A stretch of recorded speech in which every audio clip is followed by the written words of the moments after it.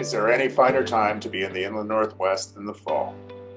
Crisp air, bright colors, and the promise of Gonzaga basketball just around the bend. But this year, many of the issues that challenged companies throughout the pandemic continue to plague us.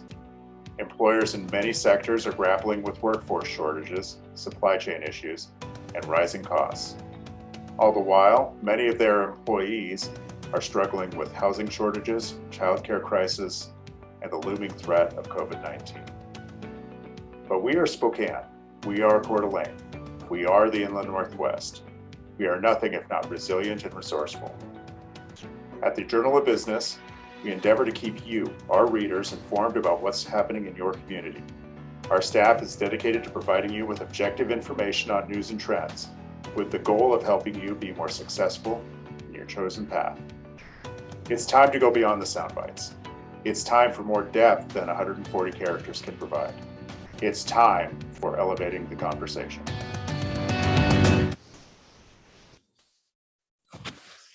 Well, good afternoon and welcome again to Elevating the Conversation. My name is Paul Reed and it's an honor to serve as publisher of the Journal of Business. And it is such an honor as well to have each of you join us each month for these important conversations that we've been having all year long. You know, we launched this series for that reason because you asked us for a venue to have discussions about issues that were affecting our community, and you've responded very well. We have sometimes hundreds of people on the line with us on these Thursday afternoons.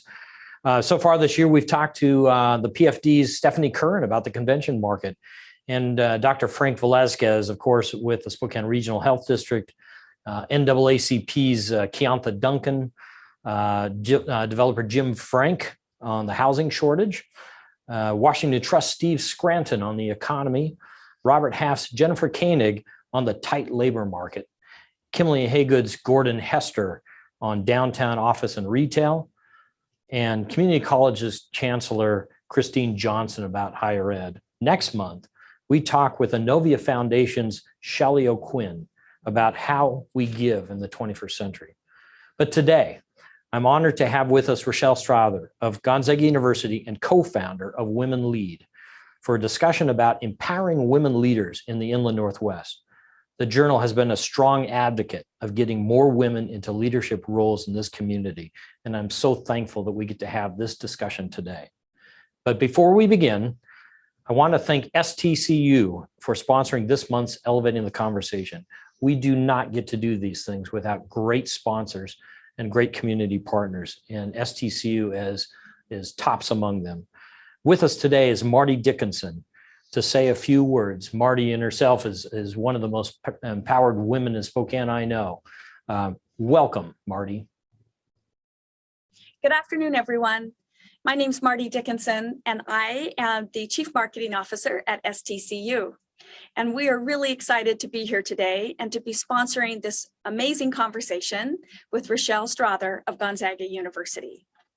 First, I'd like to say thank you to our awesome partners, the Journal of Business, for making this happen and doing the Elevating Conversation series, and this one particular of empowering women leaders. STCU was founded in 1934, and it was a time in which we were able to provide professions to women when there were very few. And we had 9 of our 10 teachers who signed our articles of incorporation, which were women.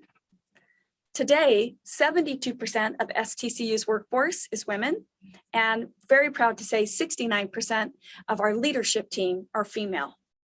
Next week, we are thrilled to be welcoming and merging with Cooley Dam Federal Credit Union, which is led by Colleen Manley and an entire female executive leadership team. At STCU, we know how crucial it is to continue the conversation of empowering and elevating women. We know that this pandemic has hit women in professional careers particularly hard, and STCU has, and we continue to have conversations, and more importantly, to listen and understand what our female workers and leaders need to be able to serve their families, their professions, so that we can in turn serve our members. We are proud to serve this region. We happen to represent 230,000 members, and STCU is humbled to be able to serve and be a part of this community. We are here for good. Have a great afternoon, everyone.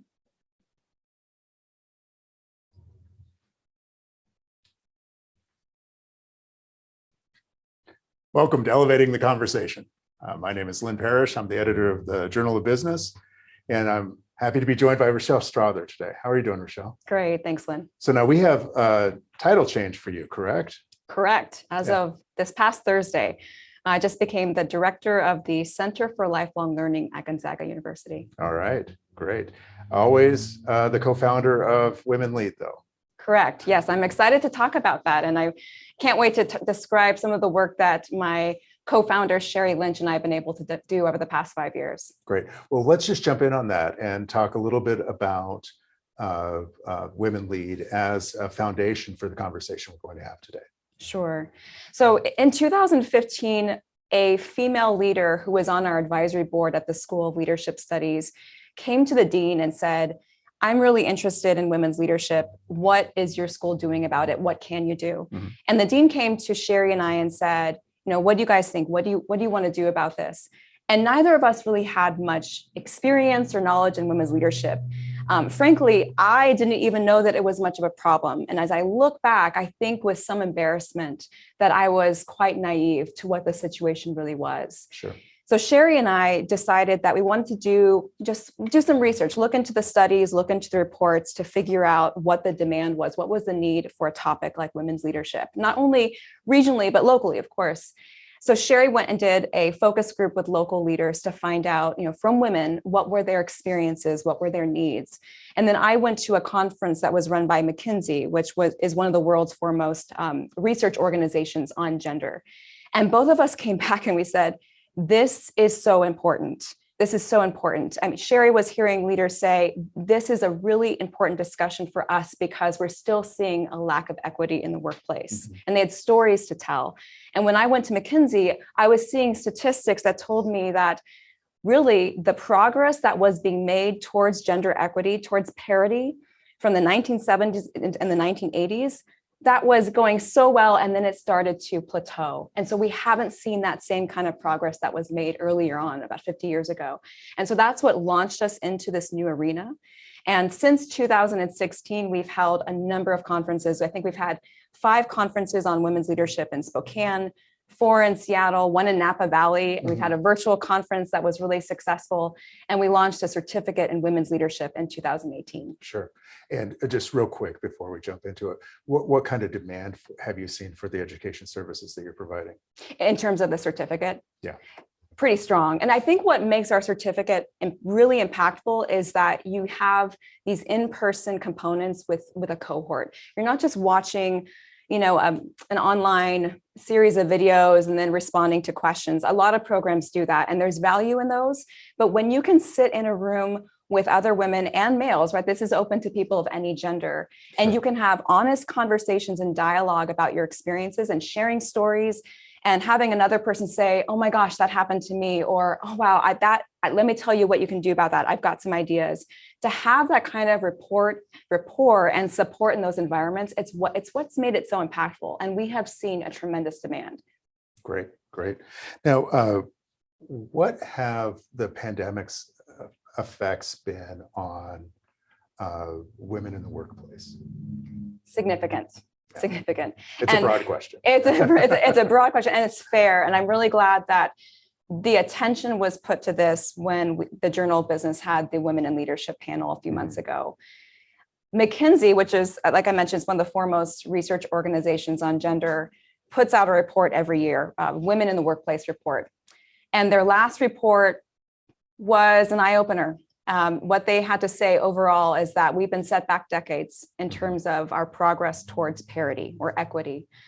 Some of the things that we've seen as a result of COVID would be the number of hours that women have had to put towards childcare. So 3 times as many hours towards childcare as males that we've seen. We've also lost a lot more jobs. So I think it was 4.5 million women lost their jobs compared to 3.5 males. And the problem, as you can probably see, a lot of employers are seeing, is that they're not coming back. People are not coming back to the workplace. And many of the reasons that people are choosing not to come back is because the challenges are still there. And one of the challenges that a lot of women are facing, a lot of families are facing, is childcare. Right. We know childcare is hugely expensive. I don't think I need to tell many people watching right now, especially if they have young children, but it's about 20% of one's income. And I was a little shocked when I was doing some research to bone up for today to see that if you have an infant, the average cost in Washington to put an infant in childcare is about $14,500 per year. Yep. Yeah, 4-year-olds, $11,000. So you're spending, if you have 2 children, maybe $25,000 just on childcare.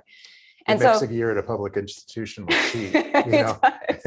I was thinking about that. I'm like, this sounds like a college education. So when you're thinking about, well, do I stay home or do I go back to work? A lot of families are making some hard decisions where you might have women saying, well, why would I spend that much money on childcare? And childcare may not even be available right now. I think the last statistic I saw said that there were about 418 childcare centers in Washington that had either closed or were no longer accepting new kids. So at that point, you say, well, what do I do? And if a lot of people are choosing to stay home with their kids. Yeah. Well, hey, before we get too much farther into this, I want to mention, of course, I have a lot more questions, but if you have questions of Rachelle, please type them into the Q&A function. And when we're done with our conversation, we'll get to those. I was just curious, a lot of what we hear is the child care aspect, which is very real. But I was curious to know, are there any other aspects that of the pandemic that have affected women in the workplace? Mm-hmm. The name of the game right now is flexibility. Mm-hmm.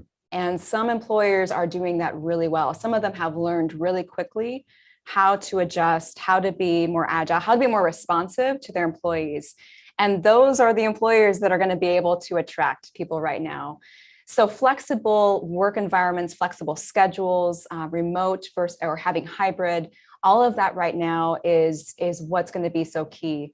So the environments where there wasn't a lot of support for females in terms of making the adjustment to COVID, those kinds of environments are just not going to be able to sustain going forward. And there's a lot of things that employers can do now as we move out of the pandemic. I think I'm being optimistic there, but there are a lot of things that employers can do to make sure that they're being responsive to the kinds of challenges that women have faced as a result of the pandemic. And that's all around how to make sure that, first of all, they're listening to the needs of their employees.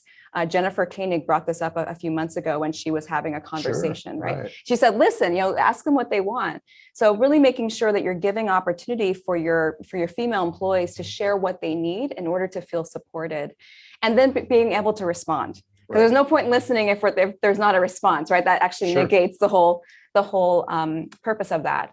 So looking for ways in which you can still have your productivity, you can still make a meaningful impact, support your mission, but also finding ways to allow employees to do the work that for them is still meaningful and gets the job done. Yeah, very good. Very good. I want to go back to something you said early on, which is that we have been set back decades by the pandemic in terms of progress with women in leadership, women in the workplace. And I'm just curious to know what it's going to take to get back. What are the long-term implications of that? And is it something that comes back as quickly as it went away, or is it going to take longer to build? I think it's going to take a while. Yeah, it's going to take a while. I think that there are some very key things that we can do, though, and I want to put my attention on males, and specifically white males. Okay. For good reason. Because what we know is that the majority of CEO or C-level, C-suite positions, executive positions are held by white males. And that's not a value judgment. There's no, it's right. Sure. It's just a fact, right? So if we look at the stats, that's what we see. But what's interesting is that if you look at the broad scheme of things, women make up roughly 50% of the entry-level positions. So once you look at the advanced or senior levels of the organization, you start to see fewer and fewer women. And there's a lot of reasons why that happens. But if I'm looking at those top levels of organizations, those folks are the decision makers, right? Those are the people who are making decisions about who is going to be promoted, what kind of people are we hiring? What are our values? What are the things that are important to us? What kind of products do we put out there? What kind of services do we offer? So we're looking at those key decision makers, and I'm looking at our white males as allies. How can we look to people who have power and influence and the decision-making positions to be supporting women? Women who are going to need more support to be able to advance in workplaces. So we spend a lot of our time in the Women Lead program being very communicative and intentional about reaching out to all genders, because we know that we're not going to make a difference. We're not going to really get there, wherever there is. We're not going to reach equity and parity unless we are bringing people to the conversation who can help us do that. So yes, we do a lot to empower women in our own ways, our own action. A lot of us, are learning how to navigate the challenges that we face, things that we can't control, but we can navigate. But we're also looking towards people who have power, who can come alongside women and shape organizations to be more inclusive. And the beauty of that is that it's not just about women, because we also need to talk about all people who are underrepresented or who are marginalized. When we become better allies to women, we also become better allies to everyone. So it's really exciting to see the way that some organizations have been able to do that, really through a lot of intentionality. Oh, that's great.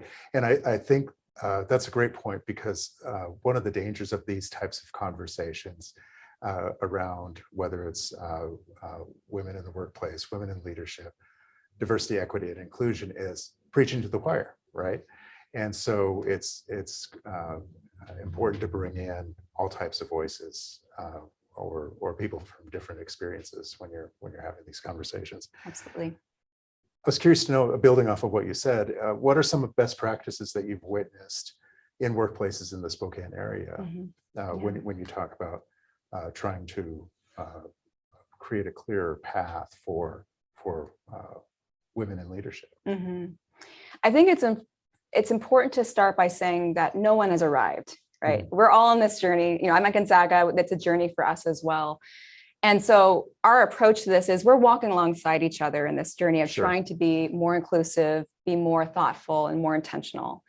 There are a couple organizations I do want to point out, because I think that they have been models of how do you get started? How do you start this work? One is Kaufman Engineers. And I've been lucky to work with a few of the senior leaders there for several years, folks like Carl Kolb and Chad Heimbigner. And I started to notice them coming to our conferences. I would look out as Sherry and I were out on stage and we were speaking, and I'd see these males at the table, and I'm like, oh, that's great. And so they were coming to our conferences. And I started to see the way that they were encouraging more people in their organization to attend. So they did a few things that were really important. They encouraged people at Kaufman, males especially, to be part of our Women Lead events and to attend our webinars and other things where we offered to the community opportunity for education on this topic. They were very intentional. They are very intentional about mentoring, and specifically females. So they've been developing their mentorship program to be more focused on how do we make sure that we are bringing women up in this STEM field where they have traditionally been more male-dominated fields.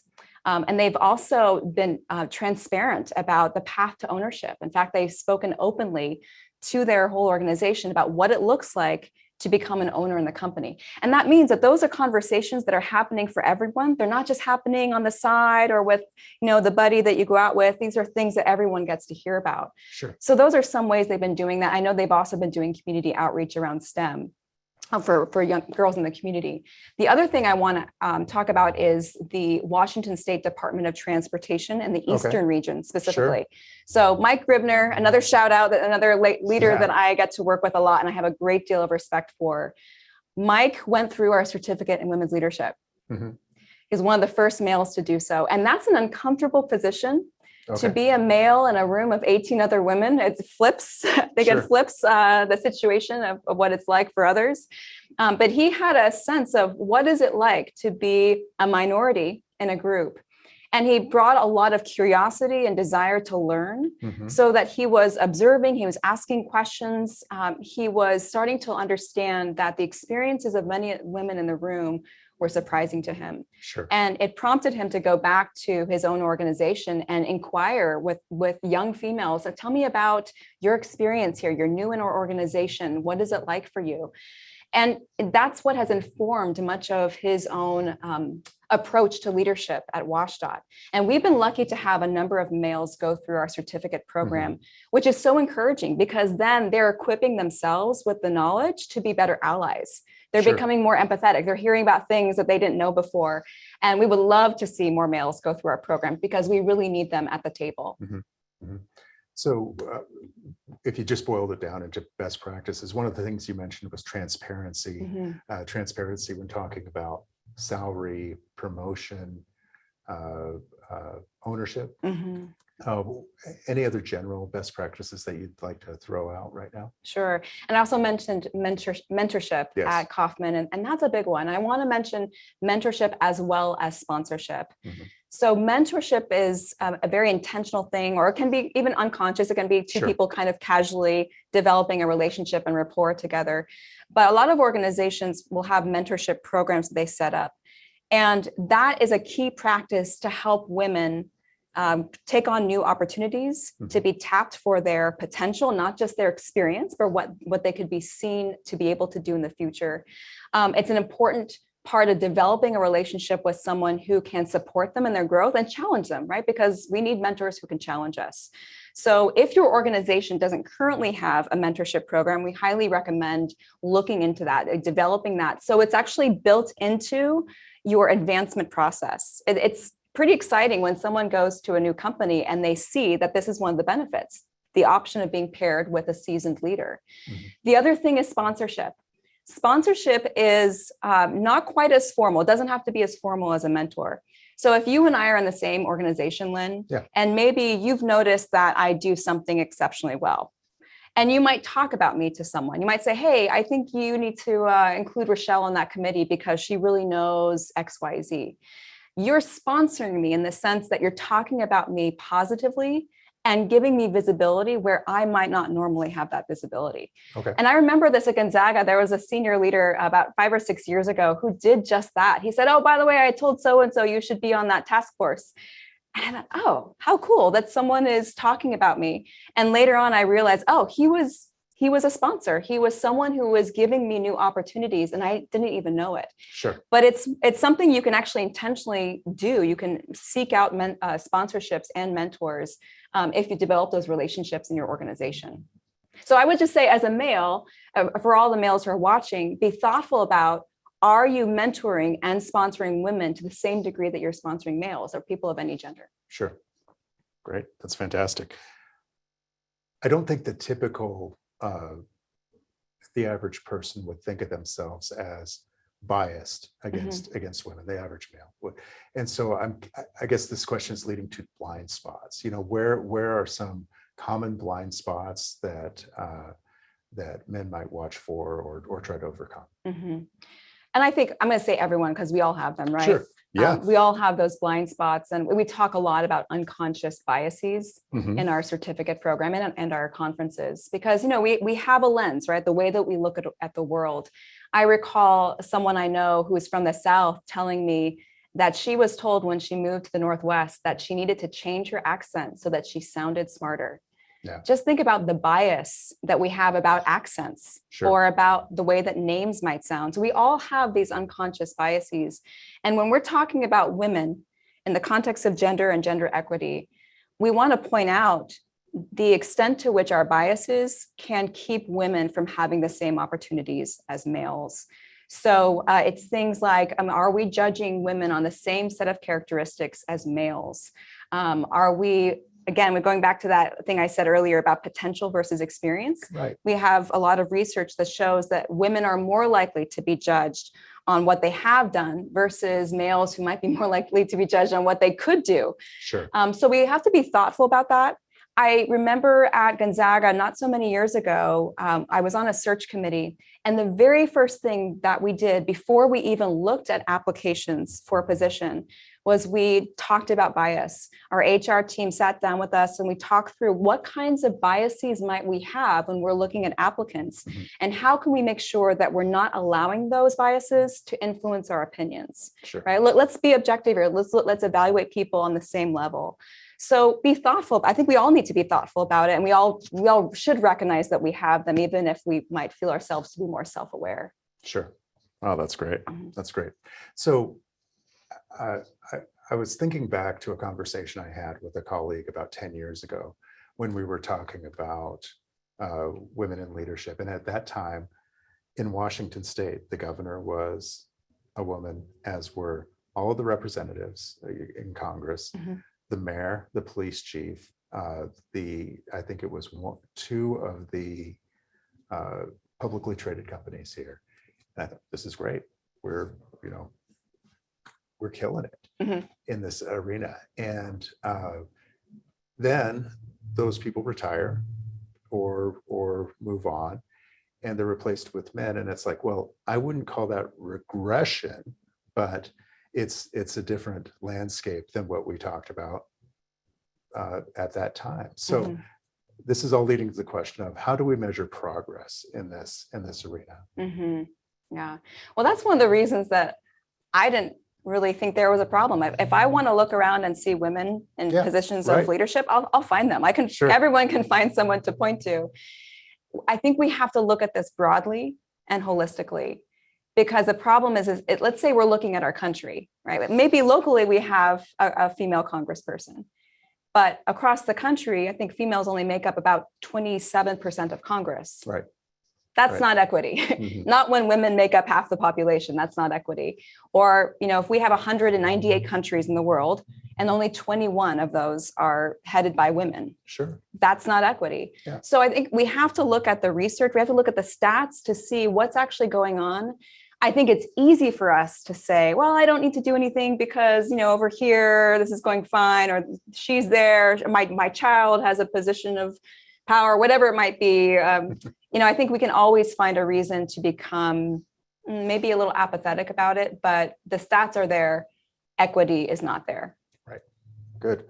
And then I wanted to talk about pipeline as well, because we hear stories. There was just a story in the Spokesman earlier this week about young men not going to college, and the percentage of college students being women, and it's been that way for quite some time. So talk to me a little bit about the education pipeline, the significance of that, and the shortcomings in focusing on that, if there are any. Right. So around the 70s, that's when we started to see that major shift happen. That's when a lot more women entered the workforce, and a lot more women started going to college. And over the next 20 years, you would see a diversification of the kinds of majors that women were choosing.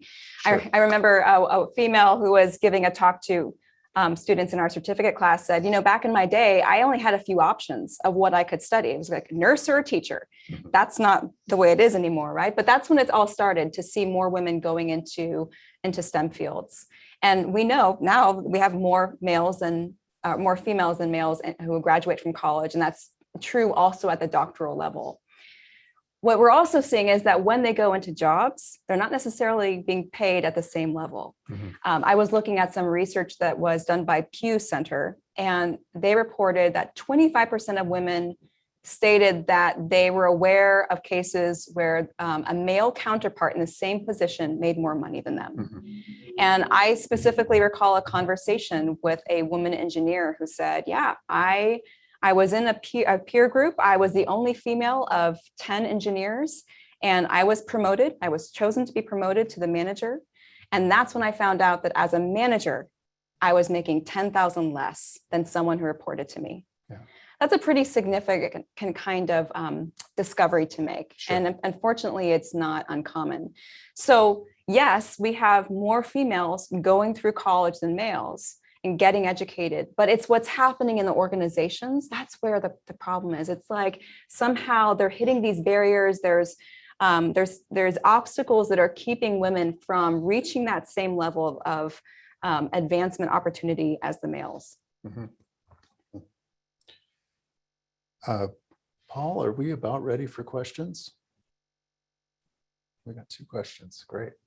Well, let's kick them off. And if any other questions, let's dive right in. So first question is from Mark Odegaard. Given what Rachelle was saying about the cost of, I think, childcare, what is the role of businesses in addressing the problem? Yeah, great question. I look to some of the businesses that are very well known for providing childcare. Patagonia is for sure the most famous one. They started providing childcare, I think, back in the 80s. And it started with the CEO who had a colleague who needed to nurse her child. And so she set up, the CEO set up a trailer at the site of Patagonia, or what it was called back then. Mm-hmm. So I look at these organizations that have a history of providing childcare benefits or really strong maternity leave packages, parental leave packages. I think employers are going to have to be a lot more competitive with what they're providing, because people are choosing not to go back to the workplace right now, and especially with the cost of childcare. And I wonder if businesses can think creatively about how to do that. Even if it's providing some kind of discount, is it working with local childcare centers to partner up and to provide some kind of discount for it? Is it partnering up with other businesses in the area where you could rent out space and someone could be coordinating a childcare co-op? I think that we're going to have to be creative with this. What we know is that if we don't get on board with this and recognize that it's a major issue affecting families and specifically tremendously impacting women with young children, we're going to be losing a lot of women who would otherwise be in the workforce. And a question from Cindy Donahue. Hi, Cindy. Rachelle, what type of programs or systems for mentorship and sponsorship could team members advocate for in their organization? Good question. Yeah. And some organizations don't have formal mentorship programs. So, there's always an opportunity to pitch that and to find out if an executive would be willing to champion that. I know in some organizations, they start small. They'll start with a pilot, like, hey, let's, we might not be able to do this as a whole organization, especially if it's a really big company, but maybe we start with 1 or 2 departments, and you could talk about it in a staff meeting and say, who would be interested in being part of a mentorship opportunity? It could also be saying, I would like to be mentored. Who can I reach out to? Who do I know that might be able to introduce me to someone in the organization who could be a mentor? So really being thoughtful about, how can I use my network to be able to build relationships? I would also add, I'm going to piggyback off of some of the work of Diane Quincy, she's someone who has done a lot of work with us on mentorship and sponsorship, and she's at Avista. And Diane has talked about the importance of creating a career advisory team. So being thoughtful about who are the people who can support me in different areas and different kinds of knowledge.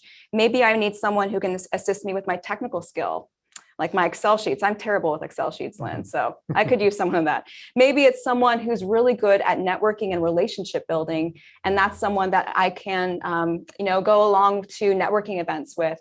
Is it someone who can give me challenging opportunities, sponsor projects that are a stretch for me? So Diane talks about using thinking about your career advisory team and not necessarily relying on one person to be a mentor for everything, but many different people you might have in your professional network to support your advancement.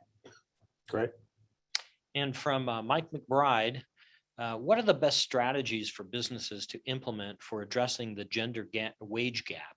Transparent salary information, highly structured wage ranges for jobs, etc. Absolutely. What you said, exactly what you said. So transparency is key. And, organizations are at different places with that. Mm-hmm. What happens is when pay scales or compensation are not open, when we can't find them, they become visible in other places.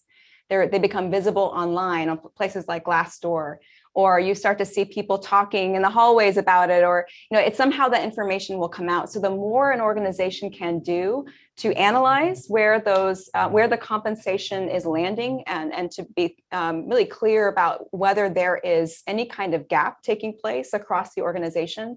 So having that analysis, doing it thoughtfully, doing it intentionally, and being open about the results, because the more an organization is going to share what's actually going on and respond to it, follow up with action, the more trust people are going to have in their leaders. That idea of, they're not hiding something, they're being, forthright about what's going on. So everything you said.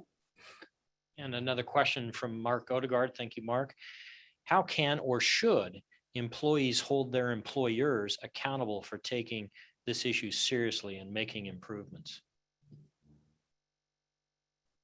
Speaking up, having conversations, I think it's always a risk to bring up something that may not be received well. There's always a risk to that, but look for your champions. Look for your champions in the organization who are behind this, who have positional authority, who have the ability to influence this, because they may be the right person to move the needle on it. Ideally, culture change happens from the top, but it also happens from the bottom, and you can see movement coming from both sides. What I've always seen in my career is that when there's someone who's at the top who is behind the work that's being done, they're going to allow that movement, help that movement happen a lot faster. If I could jump in real quick, I had a question. One of the things that we've done, or that I've done, is tried to find, since we're a small organization, try to find mentors outside of the organization for some of our female employees. And I guess I'm wondering, and a lot of times I'm trying to link them with other women. I wouldn't call that a mistake, because I think there's value in that. But would you suggest that the gender of the mentor isn't as important as just the role that they play within the organization?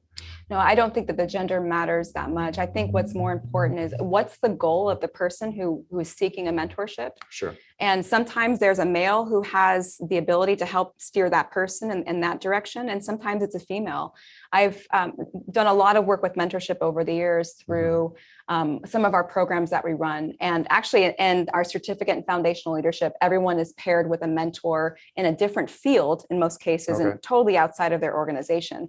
Because then you get this, cross-fertilization of ideas, completely separate from the world that you live in every day. Sure. So we see a lot of value in that. So I think it's great that you do that you're connecting people, connecting your employees to people outside the journal business. But I think for some women, they are looking specifically for a male mentor because they recognize that they might be facing hurdles related to gender that only a male can help them overcome. I see. At the same time, I've also talked to a lot of women who say, no, I want a female who can help me understand or walk me through what they did to navigate those hurdles. So I think it's more about making sure that we are identifying people with potential, again, people of all gender, people with potential, so that they can be given new opportunities and supported along the way. Very good. Very good. Any other questions, Paul? Yes, from Lisa Johnson, and this is similar to a story you just told a few minutes ago. I know a female engineer that was just promoted to engineer manager and found out when working through the bonus process that she made quite a bit less than the engineers that reported to her. When she was promoted, though, she was given a 38% increase in pay. How would you advise her to handle this situation? Yeah, it's more common than we think. The situation is more common than we think. I think it's really wise for women in organizations, usually I'm thinking about larger organizations, sure, to talk to other women, find that sponsor, that mentor who can support these kinds of situations, because politics and are different in every organization. And what might be acceptable one place may be unacceptable in another place. It could be career suicide to talk about your salary in one organization and perfectly acceptable in another. So I think it's important to find people that you can look to and say, here's what's going on for me. Would you be willing to sit down and have coffee? I'd like to figure out how to navigate this. We do teach a lot of negotiation skills in our certificate in women's leadership. Sherry is actually just stellar when it comes to teaching people about negotiation.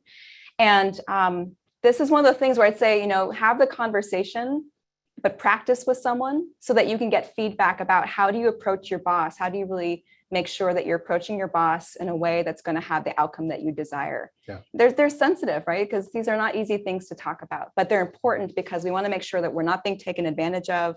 And we also want to make sure that we're not leading to patterns of behavior or patterns in organizations that are not going to be helpful for other women who are coming up, right? Sure. So I remember this. So one of our presenters, I can't remember who, said, if you're not willing to negotiate or advocate for yourself, think of the people who will benefit from it. Maybe you can't do it for yourself, but you can do it when you think about the other women who are going to be benefiting from your voice. Right. Good segue on the negotiation piece. This question from Lars Gilberts. Hi, Lars.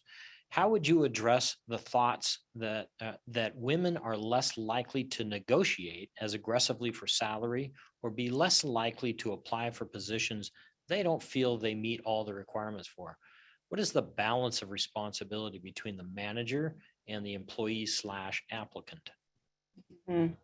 Well, yeah, I'm glad you brought that up, Lars, because that was a study. I'm going to specifically go to what you just said about women not applying for positions unless they feel like they have 100% of the qualifications. I believe that study came out of, was it not Intel, excuse me, Hewlett Packard. I think it was Hewlett Packard. I could be wrong on that. So they found out that as it was their own internal work, they discovered that they were getting fewer women applying for these senior level positions.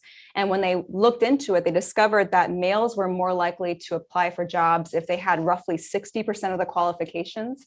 And women would apply if they had 100%. So only 100%. So women just weren't stepping up. They said, well, I'm just not qualified for this. I had a conversation with someone today specifically about this, who was looking at a job and saying, gosh, I don't know if I really meet the requirements. This stuff resonates. And to your question, Lars, like, whose responsibility is it to make a change there? I think it's both. And that's really how we approach our program, which is, I, as a female, need more information so that I can better navigate these waters. I, as a female, also want to make sure that I am not holding myself back, or that I may even need to unlearn things that I've been conditioned to learn my whole life about how I communicate, or where I might stay back when I should be sitting forward and speaking up. So as a woman, I want to be aware of my habits that might keep me from, say, applying for a job when I don't have all the qualifications. But we also need the male managers, the people in power, to notice those things and to point these out and say, hey, here's the job description. I really want you to apply for it. Don't worry if you don't have all the qualifications. I want you to go for it because these are the things that you're good at. These are your strengths. And this is why I want you to apply for that. So we need the shift. We need both parties. We need those in power to be encouraging, supporting, and challenging positively. And we need women also to learn more about our habits that could at times be holding us back. And good question from Brian Newberry. Hi, Brian. In your women's leadership studies, what characteristics or skills do you highlight that women bring to problem solving in the workplace? One of the terms that we've talked a little bit about in our programs is this concept of tend and befriend. And I think Sherry's doing some research on this in her doctoral program right now. That women, we have this biological need to be the caregivers, right? We see this in nature, and we have, I don't want to say generically, right? Because not everyone has the same characteristics, but overall, we do see that there is a tendency to tend and befriend. And many women really use that well in conflict, to come alongside people and to figure out, how do we nurture people through tough times? One of the things I recall from some of the research I was doing was that organizations that put an emphasis on innovation have better results when they have females on their boards. And it just brings diversification of thought. It's not to say that women are any more innovative than men, or they think that much differently, but that when you have different life experiences, you're bringing those to the table and you're offering those to a group of people who may not have had that. And so I don't want to speak so much to what makes women so different than males. I think the most important thing to focus on is we have a world in which there's 50% male and 50% female and other genders. So just kind of generally, right? And it's the right thing to do to be inclusive. It's the right thing to do to be inclusive in our approach and to be thoughtful about how we make sure that everyone has a seat at the table. Everyone has a place in decision making. And one last question, and it's from Lars, and it's a really good one.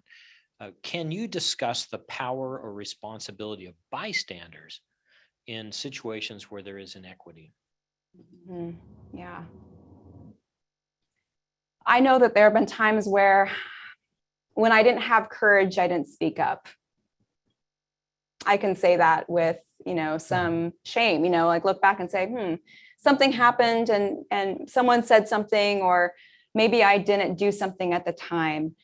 And I think the more we learn, the more we become aware of what's happening, we start to see that it's not necessarily just a one-time thing. It's actually a pattern. There's often patterns behind things that are happening. And the challenge for all of us is not to just remain silent bystanders and to let things just go by, but to say something and speak up. And we can do that gently. Sometimes, I've been around the table in a meeting and have seen someone speak over someone else, not with bad intent, but just a habit, someone who might interrupt someone who's speaking. And another person who notices this and says, hey, I didn't get to hear so-and-so finish what they were thinking. Could we go back to that?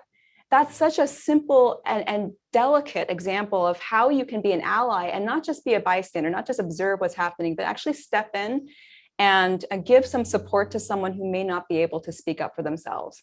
And that's really where allyship happens, is how can we notice the power that others have or the power that might be taken away from someone else, the oppression that may happen, to use a more extreme term, but how do we notice that and then speak up where we can use our power?